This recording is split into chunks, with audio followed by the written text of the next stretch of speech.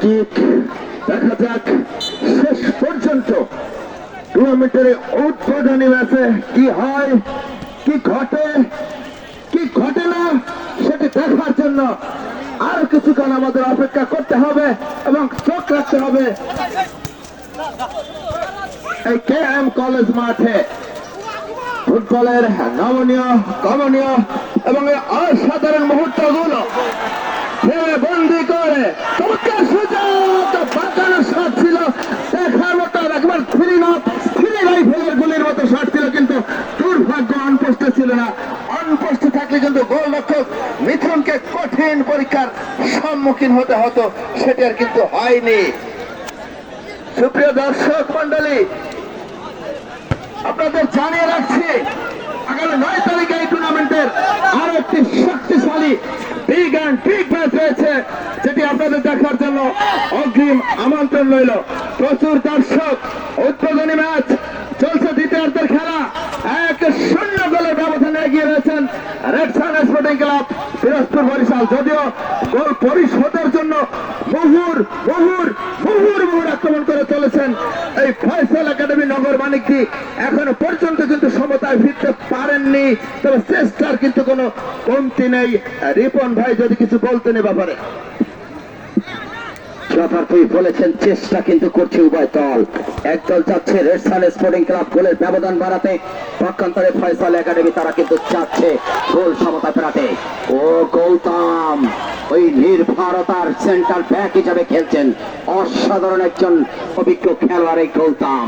নাসর বান্দা তিনি কিন্তু মোটেই কিন্তু ছাড় দিতে নারাজ। আবারও রেফারির পাশে সহকারী রেফারির পতাকা এবং রেফারির পাশে ফাহিম আহমেদ, দারুণ একজন রেফারি, অসাধারণ একজন রেফারি, দক্ষ রেফারি। তিনি কিন্তু তার সততার সহিত তিনি কিন্তু খেলা পরিচালনা করছেন। মোটেই কিন্তু কোন দলকে কিন্তু যদি অবৈধভাবে কেউ ট্যাকেল করে থাকেন সেটা কিন্তু প্রত্যাশ করছেন না।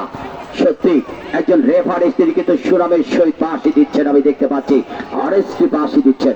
আবারও আক্রমণে রেড সান স্পোর্টিং ক্লাব, তবে দর্শকদের কিন্তু এখন পর্যন্ত সেই ভালো খবর কিন্তু দিতে সক্ষম হয়নি ফয়সাল একাডেমি। পারবেন কি গোল তুলে নিতে, সমতায় ফেরাতে? তবে একটি গোল যে কোনো সময় কিন্তু পরিশোধ হয়ে যেতে পারে, মাত্র 10 সেকেন্ডের মধ্যে কিন্তু পরিশোধ হয়ে যেতে পারে। তাই সুপ্রিয় দর্শক মন্ডলী, আপনারা খেলা দেখতে থাকুন, যে কোনো সময় কিন্তু এটি পরিবর্তন হয়ে যেতে পারে। এই দৃশ্যপট কিন্তু পাল্টে যেতে পারে, যে কোনো মুহূর্তে কিন্তু গোল এসে যেতে পারে। দেখা যাক, আলতো করে বাড়িয়েছেন, চেষ্টা করেছিলেন একজন খেলোয়াড় মাটিতে পড়ে রয়েছে, কিন্তু সেটি কিন্তু রেফারিকে তো খেলা চালিয়ে যেতে বললেন।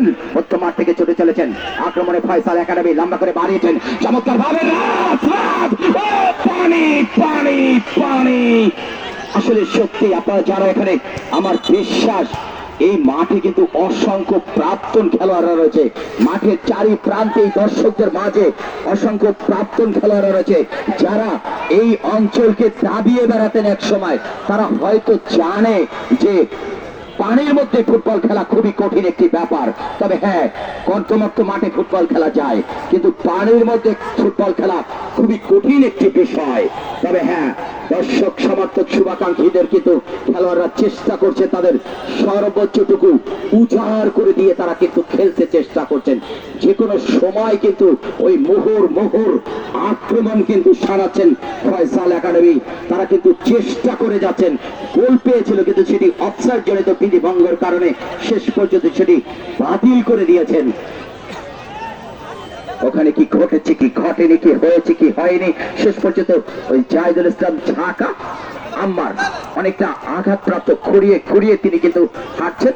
তিনি কি মাঠের বাহিরে চলে যাবেন নাকি মাঠে থাকবেন? আমরা দেখতে পাচ্ছি অনেকটা আঘাতপ্রাপ্ত জাহিদুল ইসলাম ঝাঁকা, দারুণ একজন খেলোয়াড়, দলীয় অধিনায়ক, অসাধারণ খেলছিলেন, অফসাইডের ফাঁদে পা দিয়েছিলেন। ফেয়ার প্লে রাজ প্রান্ত থেকে আমরা দেখতে পাচ্ছি, দেখা যাক ক্রস আসতে পারে, কিন্তু অনেকটা সময় নিয়ে ফেললেন, অনেকটা সময়কে কিন্তু দিয়ে ফেললেন, যার কারণে কিন্তু বলটি কিন্তু ডেলিভারি দিতে সক্ষম হয়নি। তবে হ্যাঁ, চেষ্টা ছিল আবারও পাল্টা আক্রমণে ফয়সাল একাডেমি। পারবেন কি গোল তুলে নিতে? সুযোগ কিন্তু আসেন, দেখা যাক গোল তুলে নিতে পারে কিনা। ও করলেন এজন্য হতাশ করলেন বারবার, কিন্তু আশার সঞ্চয় জাগিয়েও কিন্তু পারলেন না। পাল্টা আক্রমণে আমরা দেখতে পাচ্ছি দ্রুত গতিতে, তীব্র গতি নিয়ে, সিডারের মতো গতি নিয়ে ছুটতে সক্ষম হই আমার, শেষ পর্যন্ত নিজের ভারসাম্য ধরে রাখতে পারেনি। এই যখন অবস্থা, তখন আবারও মাইক্রোফোন তুলে দিচ্ছি সত্যিও বাবুল ভাইয়ের কাছে।